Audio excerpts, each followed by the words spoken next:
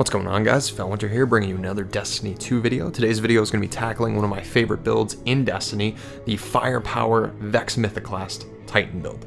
Now, this is as much a requiem memorializing the fall of this build as it is praising it, because unfortunately the Path of the Burning Steps are getting nerfed in Season 21, but still, here we are, and I'm going to bring you the excellence that is this build.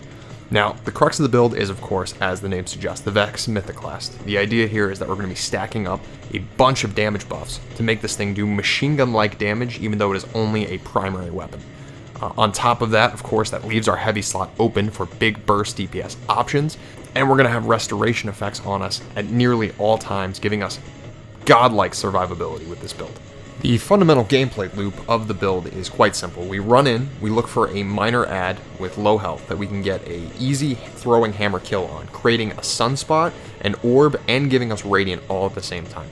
Now, by standing in the sunspot, that's going to trigger our restoration effects, which are then going to be extended as we get Vex Mythoclast kills.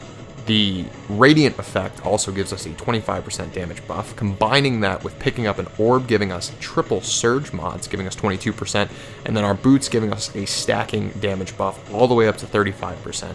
And then finally comboing that with the Vex Mythoclast catalyst damage buff of 20%. When you fuse all these buffs together, which are very easily chainable, you're looking at 250% extra weapon damage on your Mythoclast.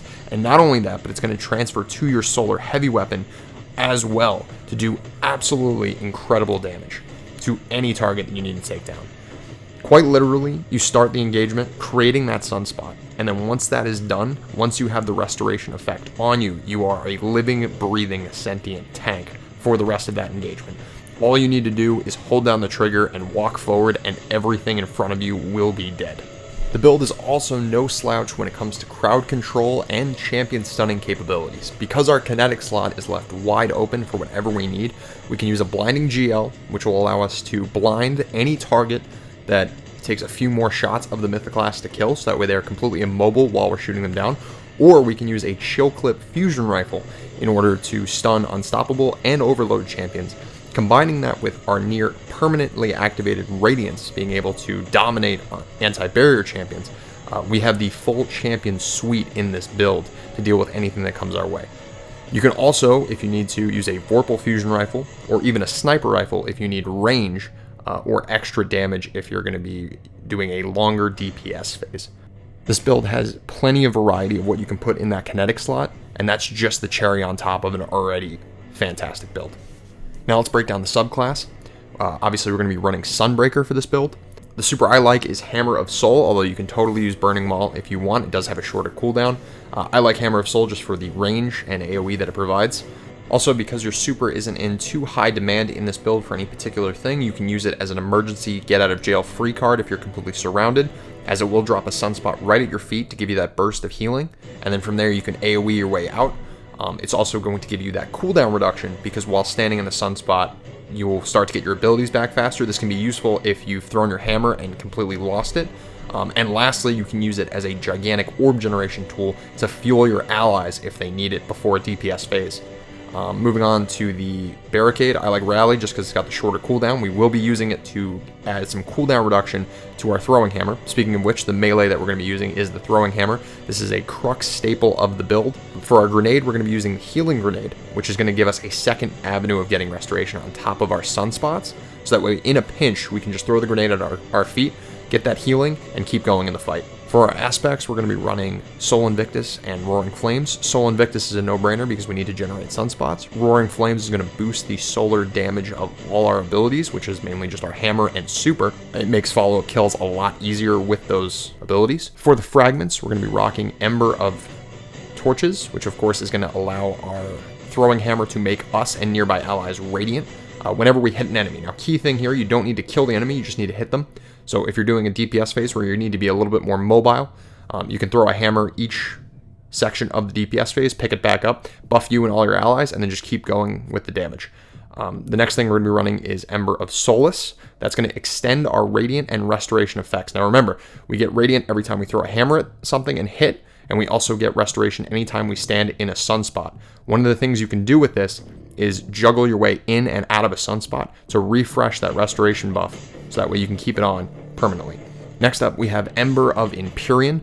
This one is going to allow us to refresh our Radiant and Restoration buffs on solar kills. So once we have the buffs up for the first time, all we need to do is start spraying things down with the Vex Mythoclast, and that's going to extend the duration of both of those effects. Restoration will keep us alive through just about anything, and Radiance is, of course, that 25% damage to all of our weapons, which we want up 100% of the time. Our final fragment is going to be Ember of Tempering. This gives us 3 different buffs. Number 1, it's going to give us 20 AE whenever we get a solar kill. Number 2, it's going to give us a stacking recovery buff all the way up to ×3 that lasts 8 seconds and refreshes on kill. We want to keep that at ×3 at all times to give us a little bit more healing out of that restoration effect that we're going to keep on. And then the final thing, which is the most important, is that every time we get a few solar kills with the Mythoclast, it's going to generate us a Fire Sprite. Now when we pick up the Fire Sprite, it's going to give us grenade energy back, so that way we get our healing grenade back, but it's also going to give us armor charges, which will fuel our surge mods to give us even more damage. Alright, let's go ahead and break down the stat priorities and the mods that we're going to be putting on our gear for this build. So the first thing you want to do is you want to max out your resilience. Obviously, at tier 100, you get 30% DR at all times. It's very good. You also want to try and get to 100 discipline, as close as you can to 100 discipline. This is going to reduce the cooldown of our healing grenade, which is what our emergency heal is going to be. So having that on a shorter cooldown is always nice. Then we want to shoot for about 40 recovery. If you can get to 40, that's going to be perfect. With Ember of Tempering, we're going to get an extra +30 to that, so that gets us to 70. And then with Font of Restoration that we'll have on the class item, that's another +30 to get us to 100. So what you're aiming for, obviously, is just 100 resilience, 100 discipline, and then 40 recovery. Just try and get the stat mods to get as close to those numbers as humanly possible. Forget about every other stat. They do not matter in this build. On our helmet, we want to run 1 copy of Solar Siphon to create orbs whenever we get a solar double kill with our Mythoclast. This will be happening often, and it will be giving us armor charges to keep our damage buffs and restoration buffs going. So we definitely want that. Moving on, we want 1 copy of Heavy Ammo Finder, 1 copy of Heavy Ammo Scout. Now, because we're using an exotic primary in this build, that means we're going to be generating more bricks with Heavy Ammo Finder, and every brick that we generate with Finder is also going to generate ammo for our teammates thanks to Scout. So this is a great combo for any team play. Moving on to the gloves, we want 2 copies of Solar Loader and then 1 copy of Heavy Handed. Now what this is going to allow us to do is obviously we're going to be able to reload both our Mythoclast and our Solar Heavy weapon incredibly quickly, which is great for this build. And then also with Heavy Handed, every time we get a throwing hammer kill, that's also going to generate us an orb. Picking up that orb will of course fuel our surges, our restoration, and of course just charge our super. This is all very, very good for the build. On the chest piece, we want to customize our resists accordingly to the activity that we're doing. In general, I like to do 1 solar, 1 void, and 1 concussive dampener. But again, if you have a certain threat or a certain modifier on the activity you're doing, make sure to customize your resists accordingly. That will increase your survivability quite a bit. On the legs, it's pretty simple. These are our exotics, of course, Path of the Burning Steps. The way these work is they build up stacks of Firewalker for every time you get a solar ability or solar weapon kill. At ×1, you have 20%, at ×2, it's 25%, at ×3, it's 30%, and at ×4, you're at 35% extra weapon damage, which is where you want to keep it, and keep getting kills to refresh that buff. On top of that, on the mod section, you want to run 3 copies of Solar Surge. With 3 copies, you obviously get to a 22% damage buff whenever you have Armor Charge, which is very, very easy to maintain with this build. We have a lot of Orb and Fire Sprite generation, so you're going to be able to keep Armor Charge up with 100% uptime no matter what activity you're doing. Finally, on your mark, you're going to be running Font of Restoration, Time Dilation, and Outreach. Now, the reason why we're going to be doing that is Font of Restoration obviously will give us that 30 extra recovery, which pushes us closer to 100. Time Dilation, of course, increases the timer for both our Surge and our Font mods, giving us a total of 45 seconds at 3 stacks rather than 30 seconds at 3 stacks, so this is obviously super good. And then lastly, you want that 1 copy of Outreach. And the reason for that is when you inevitably throw your hammer all the way to Mexico and you can't get it back, you need a way to get it back off cooldown. And the best way to do that is with an Outreach mod, so that way you can put your barricade down, get a chunk of that hammer energy back, and then keep going.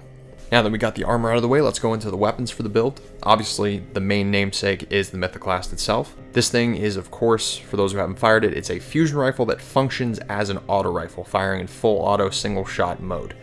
With the catalyst equipped, you're going to be dealing an extra 20% damage after a kill, and also get a buff to your accuracy and stability, making the gun feel a lot smoother after that initial kill.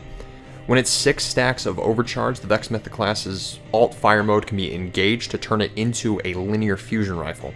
Now this doesn't hit as hard as, say, the Cataclysmic, but it does do enough damage to one-shot most major adds, if not two-shot them. This is a fantastic way to not burn heavy ammo, but still take out a big target very quickly and efficiently. Moving on to your kinetic slot, we already touched on this briefly, but you're going to want to use a CC option, primarily either a blinding GL.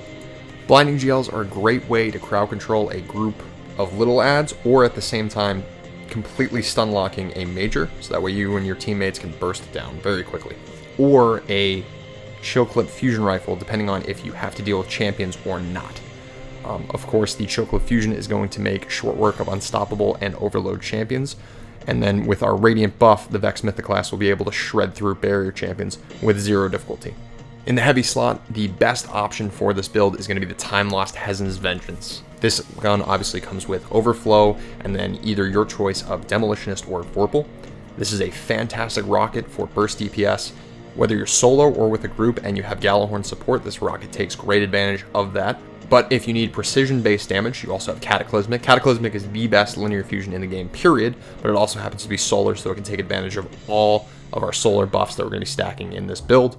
And then obviously Bait and Switch is the best damage perk on any linear fusion rifle, meaning that this thing can output some serious DPS if you have a precision-based boss that you need to hit. Finally, if you need a sword, since we're on a Titan, you have the newly craftable Throne Cleaver, and this thing is not only super fun, but it hits like an absolute truck if the right boss is present for it. If you can get up close and you're not going to get instantly melted, this thing can output some seriously crazy swings that are super fun to watch. Now that we have our subclass weapons and armor all out of the way and behind us, let's go over some more details about the build. Obviously, once we have Radiant up, we can shoot through any shields, not only anti-barrier, but things like Phalanx shields. We can just blast right through them, and quite literally, once you have that Radiant buff up, once you have Restoration up, all you need to do is hold forward, hold down the trigger, and just watch as everything else dies.